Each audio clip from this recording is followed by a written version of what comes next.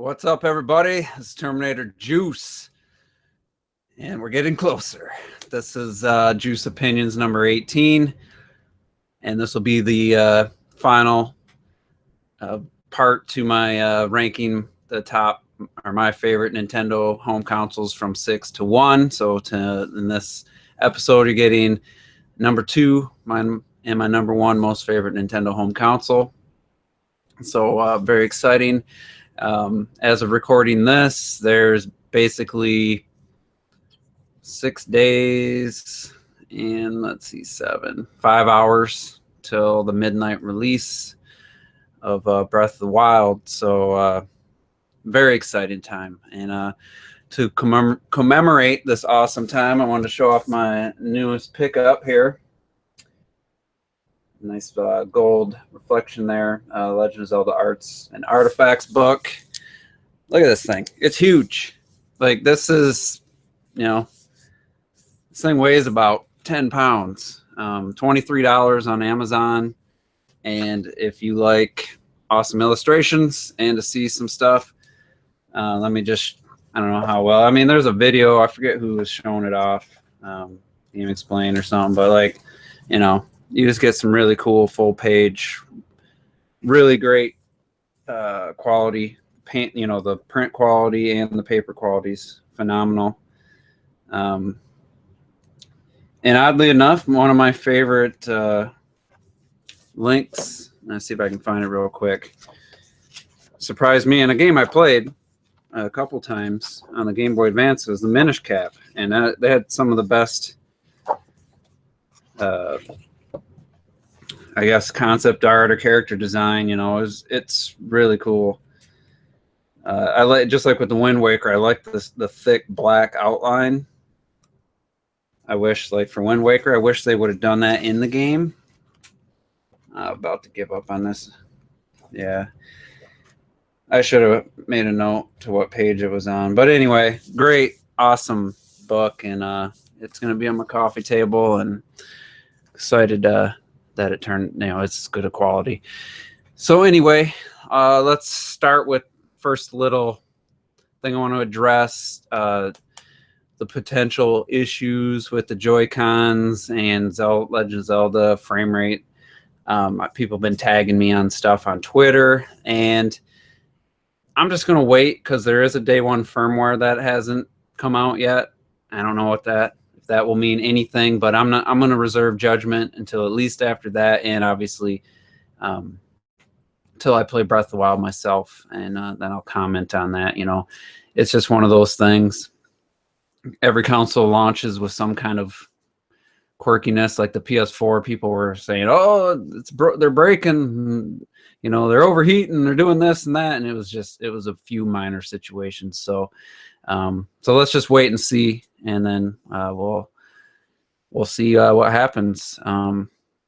Maybe there'll be some stuff, maybe there won't. And if Zelda has frame rate issues, we'll discuss it after we play it on the Juice is Loose. So and look forward to Monday's Juice is Loose. It's gonna be all Nintendo Switch pre-hype, and we're gonna go over our most memorable console launches of all time, and maybe our least memorable. Or I know Rob or Rule 2 won't be there, but he had a bad story about when he picked up his Wii U.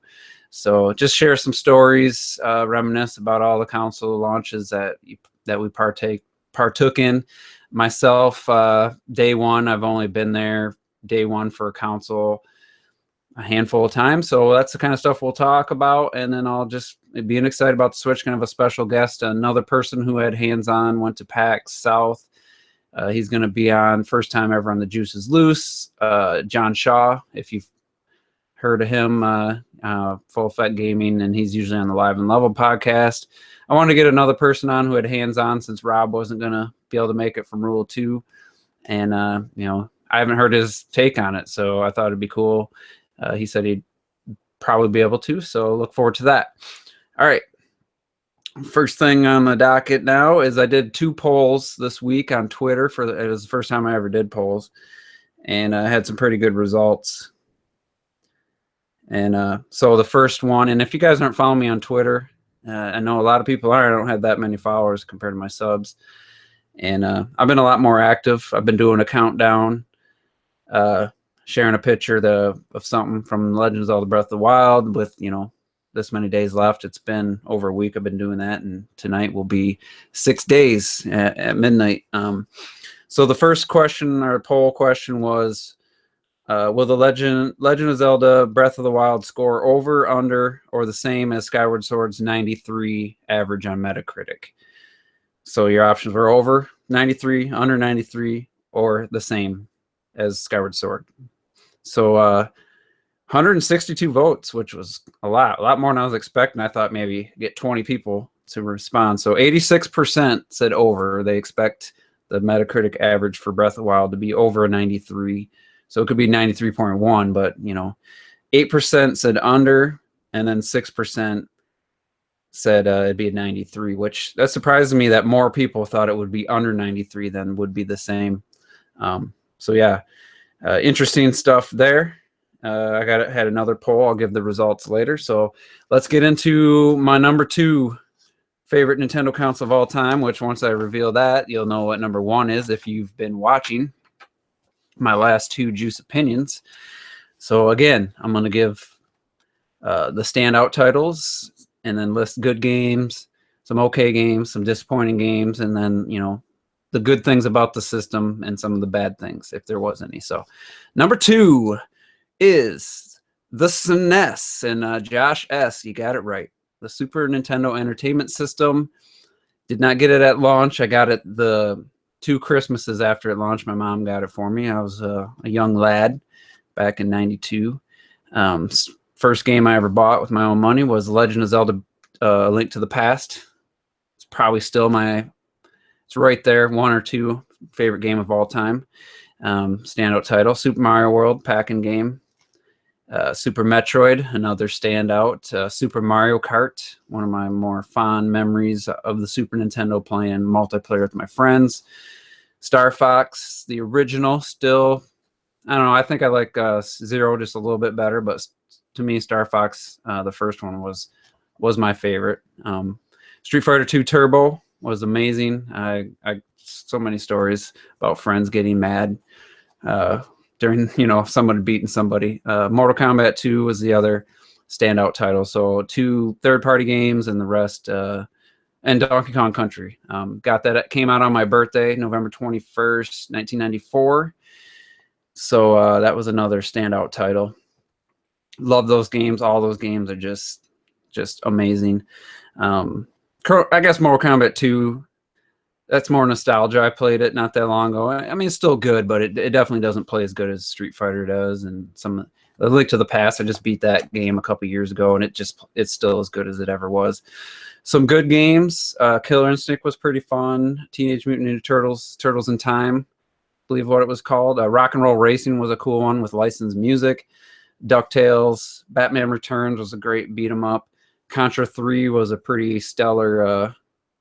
I still like the first one better, but and then some stuff that I guess I wasn't super excited about that people love was F-Zero. I guess was okay in my opinion. Stunt Race FX was an okay game, and I was trying to think of disappointing games, but back then, Jurassic Park stood out. The Super Nintendo version sucked. The Sega one was better, but it was still really hard. And then watching my friend play Final Fantasy 3 back then. Now I guess it's Final Fantasy 6, Chrono Trigger, and then I played Secrets of Mana and watched him play. I had fun watching my friend play those games. He loved them. The music was great. The visuals were amazing. So just a bunch of great games. I mean, one of the pros is just one of the, probably for a Nintendo system, the best combination of first party and third party, great and amazing games all on one system. So, I think I don't know that any system's done that to that level since. I mean, we've had great first party. I think the GameCube had pretty good, really good third party. Didn't love the first party as much for me. So some of the standout things for the Super NES was the introduction of shoulder buttons, the standard Diamond ABXY, 16-bit audio. the Genesis really suffered in the audio department in the Super Nintendo when used properly.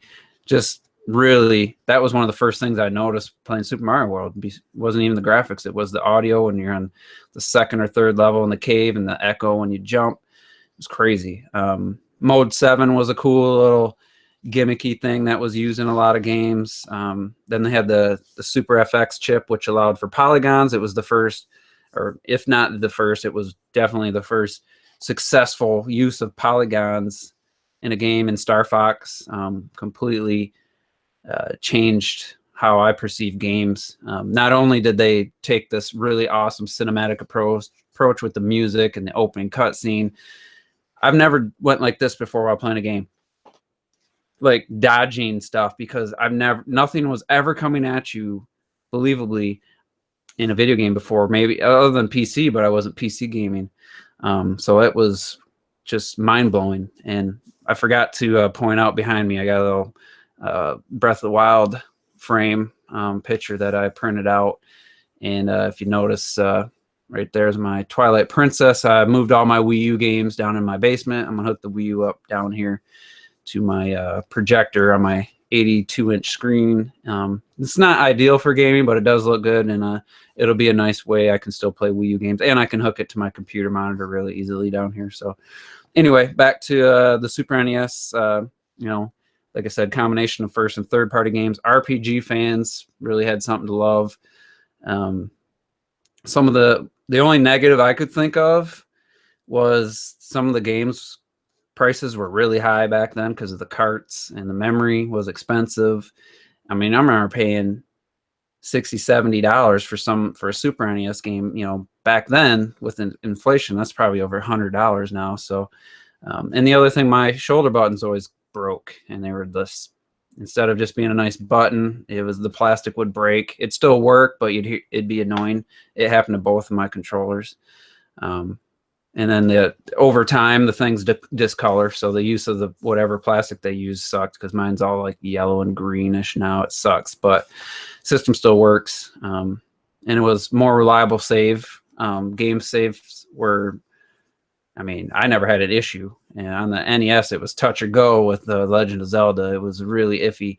And the Super NES brought about, really consistent save files. So overall, great system. Like I said last week, nostalgia pushed it over. Technically, the Wii and the Super NES were pretty neck and neck, where the Wii had, the lineups were pretty much the same, and they both had a bunch of other good games. And it's just nostalgia. I had to give the Super NES some love there. It won the tie with nostalgia. So before we get to number one, which I'm guessing you guys already know, let's get to the other poll question, and that was, and a lot of people love this one, which website is most likely going to give Breath of the Wild a clickbait score? And I was counting a clickbait anything below a 7. I thought that was kind of fair as a clickbait. Maybe for a Zelda game, anything below a 7.5 might have been clickbait. But so 163 votes. I had Eurogamer as an option, Polygon as an option, and GameSpot. Other people were trying to, add different websites, but to me, those are the top 3 most likely. So Eurogamer, 15%, GameSpot, 26%, and Polygon, 60% of the people are guessing Polygon's going to give it a clickbait score. And I also think Polygon. It's just going to happen. Somebody's going to do it. GTA 5 got a low score from somebody. Uncharted 4, someone gave it a 4 out of 10. It's just going to happen. And who is it going to be? Because it's hard not to click on those and say, what is this person thinking? Especially, I feel I'm gonna guess Breath of the Wild's, and it's hard to say because it'll change. But when it's all said and done, I think it'll be 96, 97 or higher on Metacritic. And review scores don't mean a ton, but to me, it's just interesting to look at. For Zelda series has always had a really good Metacritic score. So if Skyward Sword had a 93 and people just constantly act like that's some terrible Zelda game or it wasn't great, it's got a 93. That's a pretty damn good score. So, but interesting to get people's thoughts, and a lot of people agree with me with the Polygon thing. So number one, what is it? I guess if you didn't watch the last two Juice Opinions, you wouldn't know. But number one for me, because I'm a Wii U weirdo, is the Wii U. And it's fresh in my mind, so maybe over time this will change. But standout titles. Bayonetta 2. I mean, my favorite game on the Wii U probably. It can change from day to day. Super Mario 3D World, amazing game. Mario Kart 8, I mean, amazing. Was the best Mario Kart game, the best online game Nintendo has ever done. Super Smash Brothers, 4. That's the game that got me into Smash. I was never really a super fan, but now, I love the game. Almost 300 hours into it. Mario Kart 8, almost 300 hours. Bayonetta, I had like 64 hours. 3D World, I had like 50. Xenoblade Chronicles X, another standout title, 220 some hours. Super Mario Maker, almost 200 hours. Donkey Kong Country Tropical Freeze, one of the best 2D platformers Nintendo's ever made. I mean, Nintendo, to make it retro, just the controls, the level design, everything. And people are going to be shocked by this, but Fatal Frame, Made in the Black Water, to me is a standout title. I just really loved that game. It hit at the right point for me, 2 Halloweens ago. And it was the Resident Evil game I liked. I like that style. Resident Evil 7's good, but everything up until Resident Evil 7 after 4 has been shit. And Fatal Frame to me gave me that feeling I wanted. It's genuinely scary, and so yeah. Other good games to great games: Hyrule Warriors, Kirby and the Rainbow Curse, Trine 1 and 2, couple really good indie games there. Star Fox Zero almost made my standout title list. Splatoon, again, another great game. Wind Waker HD, the definitive version by a long shot of Wind Waker. Like, if without Wind Waker HD, the Wind Waker would probably be second least favorite 3D Zelda game, but with the HD version, I mean, it's definitely higher. Pikmin 3, great game, best one in the series for me. I use Wii Remote and Nunchuck. New Super Mario Brothers U. I think that's one of the better 2D Mario games, behind Super Mario World and Super Mario Brothers 3. Great game. Once you got past the first 3 worlds, it got really hard. Shantae, all versions. Really like those. Fast Racing Neo, great indie game. Can't wait to play Remix on the Switch. Yoshi's Woolly World, another great game, almost a standout title. Zombie U, good game. And Call of Duty Black Ops 2. It's the best Call of Duty they've ever made, and it was on the Wii U, and it played great. It controlled great. Sucks that there wasn't a huge install base. There's still 12 to 1,500 people playing it to this day. Some okay games to a good game. Twilight Princess HD, to me, it fell down my list after playing the HD version. I like the dungeons, but there's just a lot of tedious stuff I didn't like, and controlling Epona was worse than it was on Wii. Oh, another great game, Wonderful 101. It was in my okay game list, then I beat it and played the last 3 missions, and now it almost made my standout list. Like, Wonderful 101, great game. Shovel Knight, another decent game. Captain Toad, decent game. Disappointing one, Sonic Lost World. Sorry, Terrell. Sorry, Sega Sonic fans. Didn't like that game. Runbow, another huge disappointment for me. So yeah, that's a bunch of great games, and most of them are exclusive, so it's crazy. I just listed off like 20-some games, and almost all of them. I said X. Said yeah, because I have like 220 hours in that, right before Super Mario Maker. The other disappointing games I didn't play, so I can't say, and I missed out. I guess Tokyo Mirage Sessions was, everybody seems to love it that I played it. I didn't play that one. So biggest thing for the Wii U was the first time Nintendo games in HD, and while that took them some time to get their games out, it was amazing to see their art style in HD. Like, it's still amazing to behold Mario Kart 8 and Smash Brothers and 3D World. Even the Mario Maker, the old games look great in HD now. Some of them, like Xenoblade Chronicles X, still looks beautiful, but you can see the limitations there. But yeah, Wind Waker HD, just gorgeous. Kirby and the Rainbow Curse, gorgeous. Yoshi's Woolly World, amazing. I mean, just amazing. So Nintendo games in HD, and then Nintendo just doubling down on what their best genres are, because of the Wii U's sales were bad, so they doubled down on the stuff that they know they can do the best. So we got Super Mario Maker, we got Yoshi's Woolly World, and 3D World. Oh, that was kind of already planned, but you know, we got their best effort with Mario Kart, the best effort they put in probably since Double Dash, if not before. Tropical Freeze, another one. I mean, they went with 2D platformers. They, you know, we did get a new IP in Splatoon, but just amazing exclusives. To me, this is the best collection of exclusives on a system ever. Because I'm not a huge RPG fan, the Super NES and the GameCube, you know, I didn't really appeal to me like that. So just, I mean, I listed so many games. I love the second screen experience, and especially the off TV play, the introduction off TV play for me.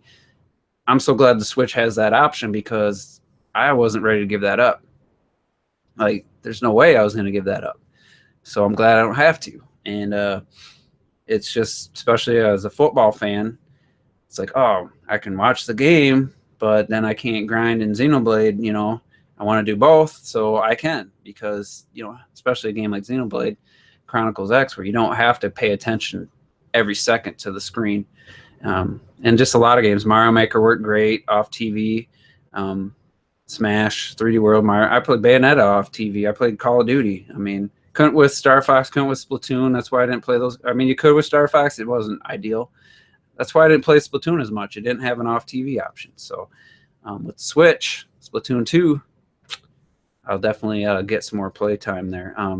Miiverse, I think the Miiverse was a great thing. I'm sad that it's going. I mean, I guess Nintendo probably had to put a lot of time and effort into that, and then moderators and stuff. And I guess it wasn't worth it to them. I mean, Rob Rule too. He's never really used it. A leveled head gamer never used it. I'm on it every day on my phone. Every time I'm on my system, I'm posting something to the Miiverse. I love it. The community's great. I've met friends. I want to give a hey to Anya over in Germany. I don't know if she watches these, but she definitely, we've had for the last year, just back and forth conversations through Miiverse and through, you know, the messaging system, which isn't the best, but it works. The other thing, DLC. Nintendo went with DLC this generation with the Wii U, and they showed how to do it right. And for almost every game, I think Smash, the Mii costumes, I think that was BS. Didn't support it, didn't buy it, and it definitely turned me off to buying some of the other stuff. I would have bought more stages and stuff. It just bugged me, that whole Mii, the Mii costumes should have been tied to Amiibos, if you ask me. So, indie games, you know, for me, this was, you know, it started on the Wii with World of Goo and Lost Winds, but the Wii U really opened my eyes to indie games. So like Shantae, the Trine series, Guacamelee, another good game, great game. And shout out to Axiom Verge getting a physical release on Wii U. I might buy that just because that's the best indie game I've ever played. And I guess that probably been a standout title for me, even though it's multi-plat and stuff. Great game, love that game. And so yeah, let's get on to the negatives. So for people that want one system that does everything, which is just a fantasy, but there wasn't, the third-party support wasn't there. And the stuff that was there in the beginning, because of whatever, Nintendo, the dev kits and the communication, we had bad ports at launch. People didn't buy it, so then we lost. People dropped out. Third parties dropped out. EA didn't even really try. And you know, it's just, it sucked. And you know, with the Rayman Legends thing happening, it's, sorry, I forgot to mute my phone. Let me do that real quick. Yeah. Of course, I forgot what I was. Oh yeah, the Rayman Legends going multi-plat, the delay, cancellation of Crisis 3 and other games, Deus Ex going multi-plat, you know, and delaying it. It's just, it sucked. And for, you know, someone who really, I did enjoy Black Ops 2. Ghost was okay. I wouldn't have been mad if the other Call of Duties made it to the Wii U. Like I think they should have been there, even if they sold 400,000. Still would have been a nice thing for a lot of people. And then the droughts, there was just too many gaps for a lot of people. I had my PC, I had the 3DS, and you know, I got the PS4 late in the game, but and of course I put that on vibrate instead of mute. There we go. But yeah, there was droughts, and it's can't cover it up, can't deny it. Especially 2016, even though there were some good games early on, it wasn't the best turnout, and we know why. Nintendo had to switch focus. You got to just, you know, put a dying animal down. You know, you just had to put the Wii U down, and that's all there is to it. So they moved on, and they did the best they could. Underappreciated system. I think it will go down as a beloved system years later, like the Dreamcast. Well be above the Dreamcast. I mean, compared to the Wii U, the Dreamcast library is not even close, in my opinion. The other negative, you didn't get Zelda until the system was dead. I mean, they really didn't even have to put it on the Wii U as far as financially, but the pre-orders are pretty strong, and it'll be interesting to see how it actually runs and looks at the final version compared to the Switch. But yeah, it's a bummer getting 2 HD ports and not make up for not getting Breath of the Wild. It's a great to have it on the Switch moving forward, and then the last thing, no Metroid at all, no hint of it, no nothing. So I guess those are the biggest negatives as a Nintendo fan. For me, that's the biggest negatives. But overall, it's my favorite console of all time. Probably the top 3 are my favorite of all time before I get into anything. Maybe the Dreamcast gets in there. I don't know, ahead of the N64. I'm not sure. I'd have to really think about it, but definitely my top 3 all time are all Nintendo. Hold on a second. I got to sneeze, so I'm going to mute and.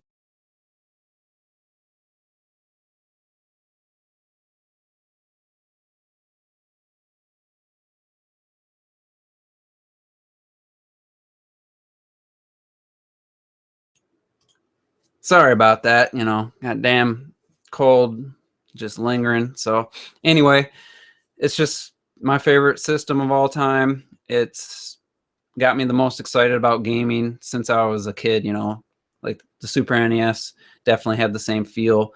And like I described in my other videos, the N64 came out right as I graduated high school, friends going to college, the GameCube right as I turned 21. It just wasn't the best timing for those systems. The Wii, I just started dating a girl, got in a serious relationship early on, didn't even get it at launch. So, but I do love the Wii. It is a great system.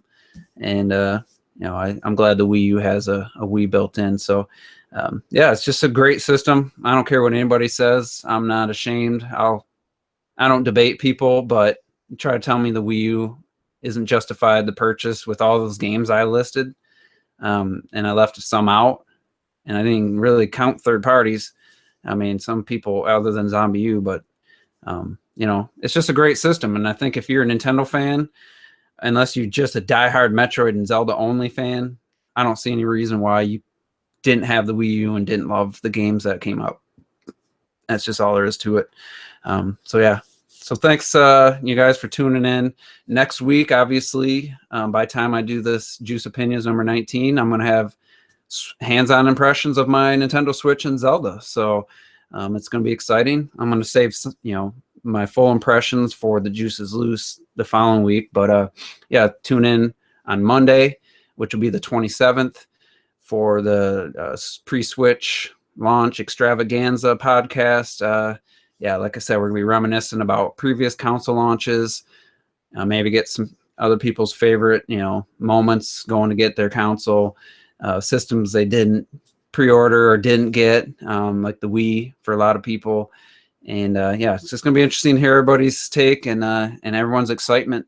And yeah, that's pretty much all I have. I don't know, last week I went on for 40 minutes. Hopefully this one isn't going to be that long, but I appreciate everybody for tuning in. And, you know, give me your list. I've seen most people already kind of gave their list. Yeah, we'll talk to you guys soon.